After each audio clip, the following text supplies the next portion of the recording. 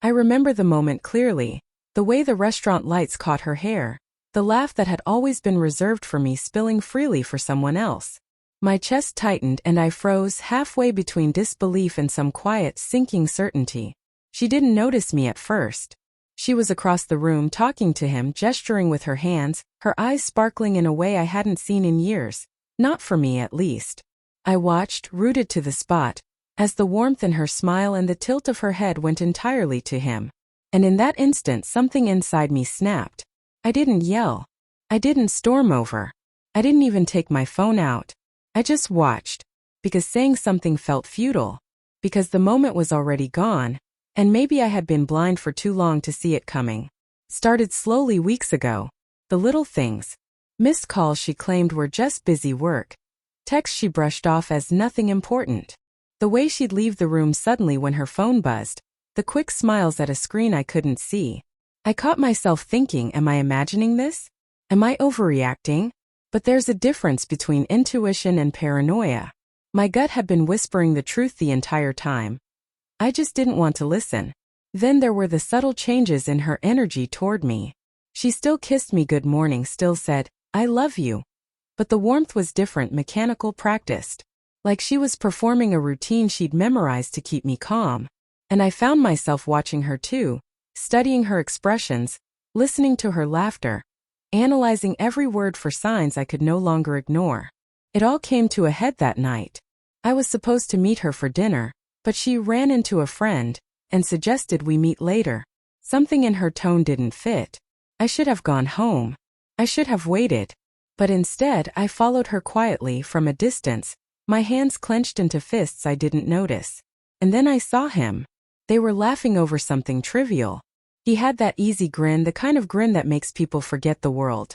And she, my wife, was lighting up like she had never lit up for me. I could see it in her eyes, the way her body leaned toward him, the way her fingers brushed against his arm. The intimacy was small, almost casual, but it tore through me like a knife.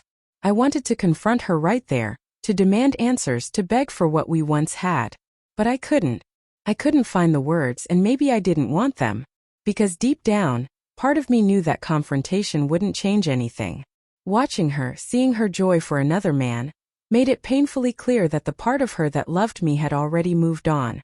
I walked away. Not angrily, not dramatically. Just quietly, like a shadow slipping out of a life I no longer belonged to. I went home and sat in the darkness, the smell of her perfume lingering in my jacket, and tried to process what I had seen.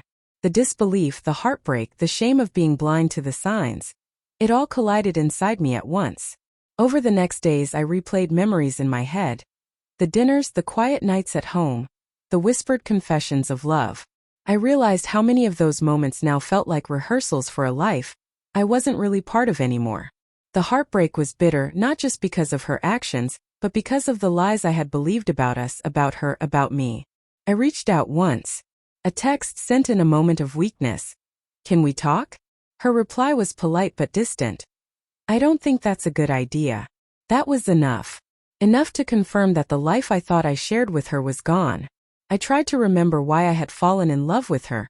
Tried to hold on to fragments of the past that now felt hollow. I realized something important. Betrayal isn't always loud. Sometimes it's quiet. Sometimes it's a smile directed somewhere you can't reach. A laugh that doesn't belong to you. A warmth that was once yours given to someone else. And sometimes survival means walking away without a word. Not out of weakness but out of respect for yourself. Weeks passed. The pain didn't disappear but it changed shape. It became a teacher showing me my boundaries, my worth, my strength. I started reclaiming the small parts of myself I had neglected. Mornings with coffee on the balcony, the freedom to choose my own happiness, the ability to feel without her shadow in the room. I didn't hate her. Not truly. Part of me mourned what we had. Part of me regretted not noticing sooner. Part of me wished things had been different. But I didn't linger in bitterness. I chose self-respect over resentment, silence over confrontation, healing over heartbreak. That night, when I finally stopped thinking about her smile for another man, I realized something profound. Love isn't about possession. Love is about connection, trust, and reciprocity. And when those are gone, clinging only prolongs the pain. I still remember walking away, the cool night air brushing against my face, the city lights blurring in my tear-filled eyes. I remember the mixture of sorrow and relief, of loss and liberation. I had let go of something I thought was mine forever, and in doing so I found the first taste of freedom in months, maybe years. Sometimes I still see them laughing somewhere in the distance, and sometimes a part of me aches.